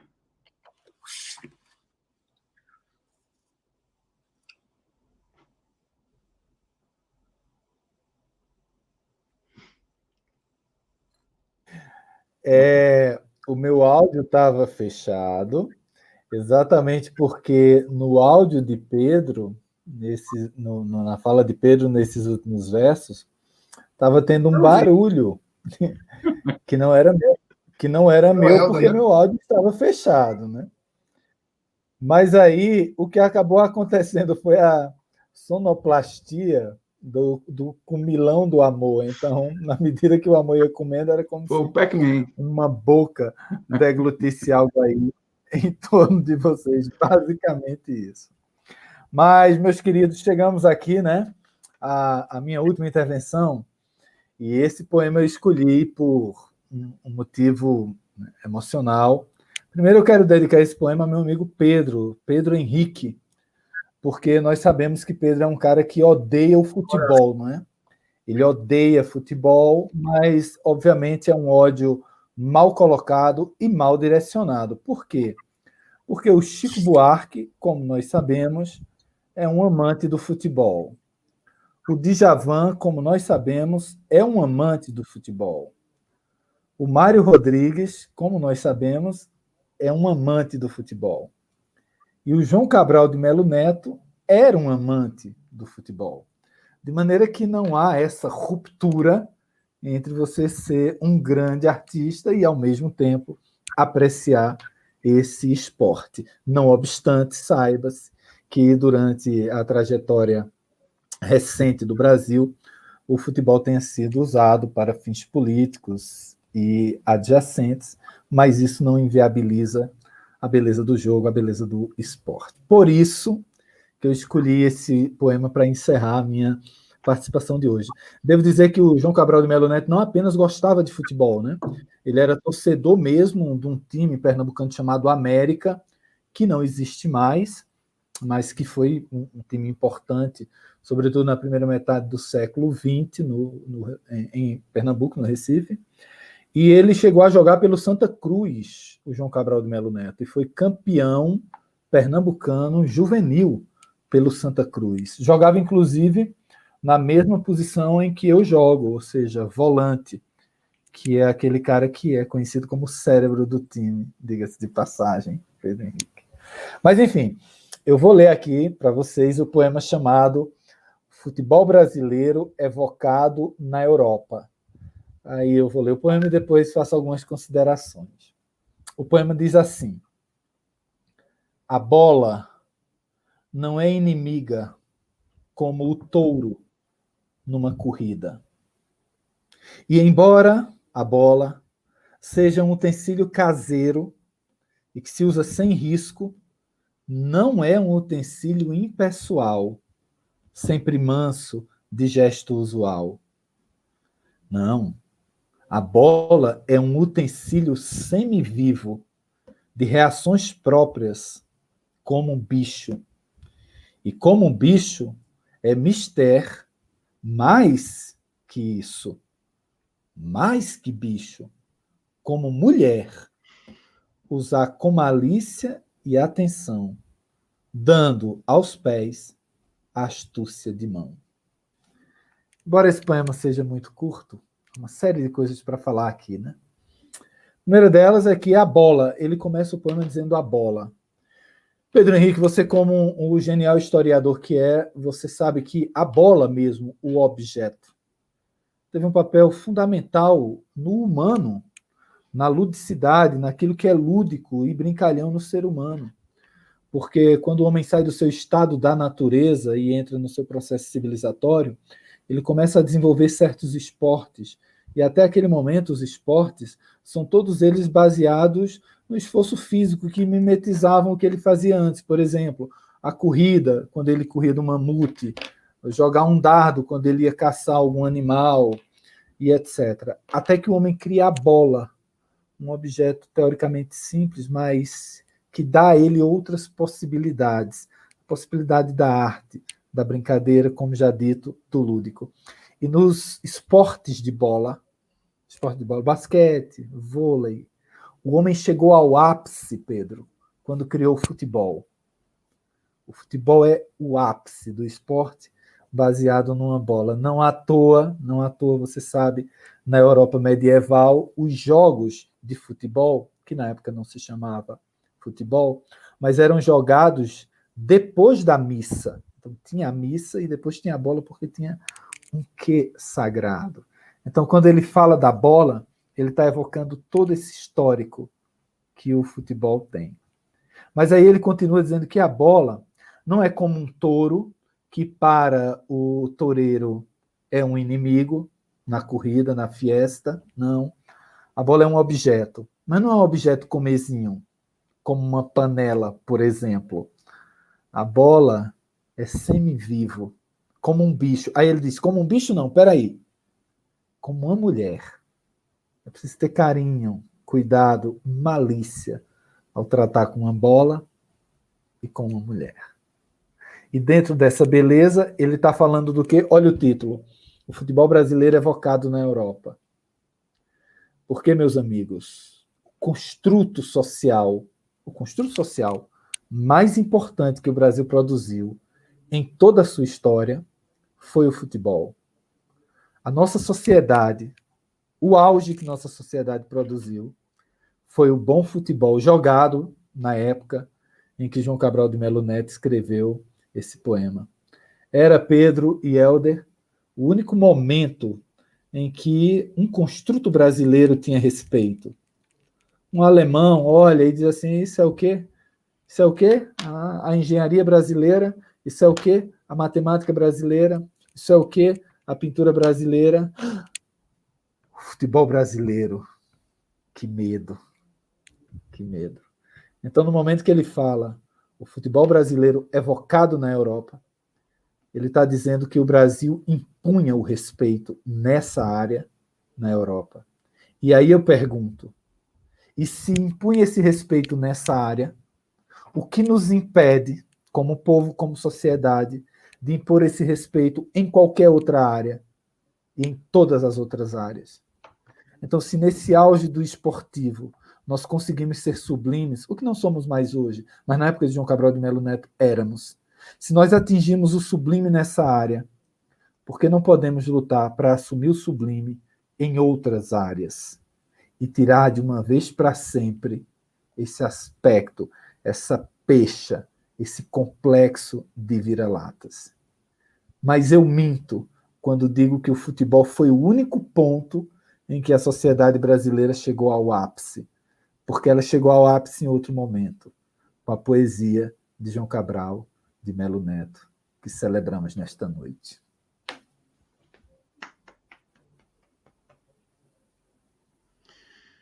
Viva João Cabral, viva o programa Intervenção, viva vocês que nos acompanharam até agora. O Intervenção é um programa que vai ao ar todas as quartas-feiras, às 10 horas. Eu sou Helder, vou me despedindo de vocês, dando boa noite, e vou passando também aqui para os nossos companheiros darem brevemente o seu boa noite. Pedrão, boa noite, meu querido. Desculpe pelo fundo musical, home office, criança, não tem como, meu irmão. Boa noite, meu querido. Boa noite a todos e todas. Quero dizer que o discurso inicial dessa live deva ser reproduzido nos outdoors deste país, porque a gente é comandado hoje por um vira-lata com um complexo de bate-lata. Meus queridos. Mário, meu querido. Boa noite. Meus queridos interventores e os meus queridos que nos acompanharam até agora. Que maravilha. Um beijo para o Augusto aí, né? Que também gosta de futebol. Um abraço aí para você, Augusto. Um dia jogaremos juntos aí pelos campos da vida. Mas eu devo dizer que, não obstante aquilo que nos cerca, é emocionante poder participar de momentos como esse ao lado de vocês. Vocês dois, eu não canso de dizer, vocês dois são brilhantes, tá? Parabéns. E a todos que nos assistiram até agora, um grande abraço. Um grande abraço, vamos nos despedindo por aqui. Obrigado a todos, estejam sempre com a gente. Só fazendo uma ressalva aqui, Gisele Tigre, minha filha, eu assisti muito você pela televisão, que bom que você está aqui conosco. Um forte beijo, volte sempre e até a próxima. Tchau, tchau, pessoal. Foi lindo, foi divino, foi maravilhoso. Só a vida não basta, é preciso arte. Tchau, tchau.